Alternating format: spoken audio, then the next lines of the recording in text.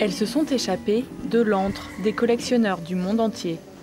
Ida, Elisabetta, Marcello ou Osarius sont les enfants terribles de l'artiste bordelais Julien Martinez.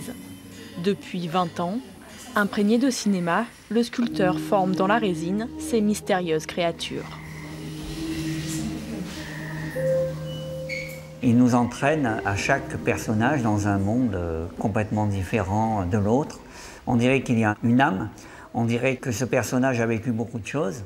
Et ça, finalement, dès qu'on regarde la poupée, l'histoire démarre. Intemporelle, elle traverse les modes, les époques avec assurance. Aussi attachantes qu'inquiétantes, les extravagantes sont toujours parées d'infinis détails, signature de l'artiste. Il a des tatouages secrets quelque part sur les parties non visibles de la poupée.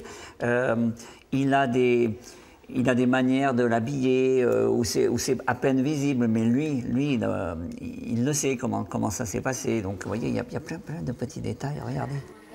Un peu à l'écart, dans ce cabinet de curiosité, la poupée revêt encore d'autres visages, loin, très loin du jeu d'enfant.